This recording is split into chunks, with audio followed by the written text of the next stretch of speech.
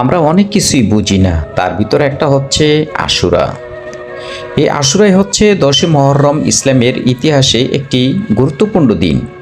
এই দিনে মুসলিমদের জন্য রয়েছে গভীর শিক্ষা, ভাবনা ও ফজিলত। নিচে আশুরার গুরুত্বপূর্ণ এবং এর দ্বারা আমাদের কী লাভ হতে পারে তা সংক্ষিপ্ত আকারে তুলে ধরা হলো। আশুরার গুরুত্ব। মুসা আলাইহিস সালাম ও ফেরাউনের ঘটনা। এই দিনে আল্লাহ মুসা আলাইহিস সালামকে বনি ইসরাইলকে ফেরাউনের হাত থেকে মুক্তি দেন। কারবালার ট্র্যাজেডি। হজরতে হোসাইন রাদিয়াল্লাহু তাআলা আনহু এই দিনে কারবালার প্রান্তরে শাহাদাত বরণ করেন।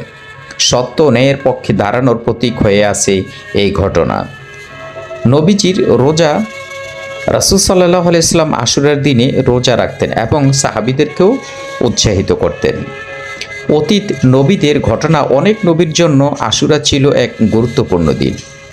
হজরতে আদম আলাইহিস সালামের তওবা কবুল, হজরতে নূহ আলাইহিস সালামের নৌকা নিরাপদ পৌঁছানো ইত্যাদি ঘটেছিল এই দিনে। আশুরার মাধ্যমে আমাদের লাভ কি হতে পারে? 1 বছরের গুনাহ মাফ। রাসূল সাল্লাল্লাহু আলাইহি সাল্লাম বলেছেন, আমি আশা করি আশুরার রোজা অতীত 1 বছরের গুনাহ মাফ করে দেবে। সহিহ মুসলিম শরীফের হাদিস। ঈমান ও আত্মশুদ্ধির বৃদ্ধি। কারবালার শিক্ষা আমাদের সত্য ন্যায়ের পক্ষে দূরে থাকতে শেখায়। ইতিহাসে এই শিক্ষা ইসলামের গৌরবময় ইতিহাস স্মরণ করে আমাদের আত্মিক ও উন্নতি হয়, রহমত ও বরকত লাভ। এই দিনে বেশি দান, সদকা ও ইবাদত, দরিদ্রতার সাহায্য করলে আল্লাহর রহমত লাভ করা যায়। এর থেকে আমাদের শিক্ষণীয় কী আছে?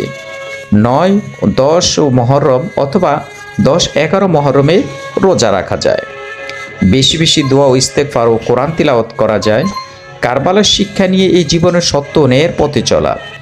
এভাবে আমরা আমাদের জীবনে আত্মশুদ্ধি, তাকওয়া এবং ইসলামের মূল্যবোধ ও উদ্বুদ্ধ হওয়ার একটি সুযোগ এনে দেয়, যা আমাদের আশুরার দিনের নামে অনেক, যদিও কুরচনা অনেক আছে, কিন্তু আমরা সহিটা তুলে ধরবো, আমরা নিজেরা মানব এবং অন্যকে বোঝানোর জন্য চেষ্টা করবো ইনশাআল্লাহ।